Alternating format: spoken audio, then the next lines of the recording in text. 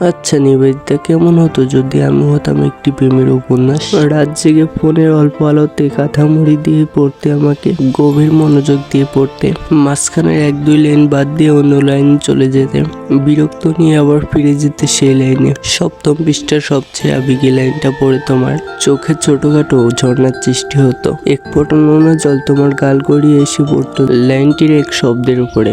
তুমি জল মুছতে গিয়ে শব্দটি মুছে দিতে, নীল হয়ে পড়ে থাকতো মুছে যাওয়া শব্দটির স্থানটি, ঠিক সেভাবে যেভাবে তোমার চোখের জল নীল করেছে একটি কিশোরকে। 26তম পৃষ্ঠায় রয়েছে উপন্যাসটির সবচেয়ে সুন্দর লাইনটি। এই লাইনটিতে আশ্রয় নেই কোনো আবেগের, বাস্তবধর্মী এক লাইন। তোমার জীবনধারার বহিঃপ্রকাশ করে এই লাইনটি। একটি কিশোরের দেওয়া হলদে রাঙা নোটবুকটায় লিখে রাখতে সেই লাইনটি। প্রত্যেকটি লাইন তুমি আঙ্গুল দিয়ে ছুঁয়ে ছুঁয়ে পড়তে। আমি অনুভব করতাম তোমার উষ্ণ স্পর্শ।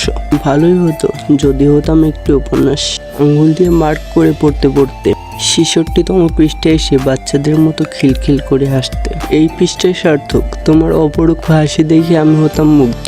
এভাবেই হাসি কান্না তোমার স্পর্শের মাঝে শেষ হয়ে যেত উপন্যাসটি। তুমি চোখে জল নিয়ে বলতে, ইস, উপন্যাসটি যদি আরো একটু বড় হতো। বইটি তুমি অবহেলায় এক কোণে রেখেই ঘুমিয়ে যেতে।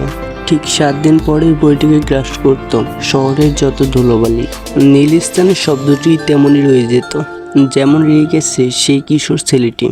অনেকদিন পর তুমি বইটি হাতে নিতে, যত্ন করে ধুলোবালি সরিয়ে পড়া শুরু করতে। 7ম পৃষ্ঠার 7 নম্বর লাইনের মুছে যাওয়া নীল শব্দটিতে এসে থেমে যেতে। মনে করতে চাবে সেই শব্দটি, কিন্তু মনে পড়বে না। মনে করতে না পারার বিরক্তিতে বইটিকে আবার ছুঁড়ে ফেলে দিবে। জি ধন্যবাদ। তো পাঠক বন্ধুরা, ভিডিওটি কেমন লেগেছে জানাতে ভুলবেন না। আর এটা আমার নতুন চ্যানেল, সবাই একটু সাবস্ক্রাইব করে পাশে থাকবেন, একটা লাইক দেবেন, আর ভিডিওটি কেমন লেগেছে একটু কমেন্ট করে জানাবেন।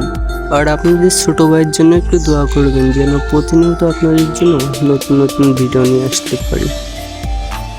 তো গাইস, ভিডিওটি এই পর্যন্ত। সবাই ভালো থাকবেন, আল্লাহ হাফেজ। আর সাবস্ক্রাইব করতে বলবেন না যেন। ধন্যবাদ।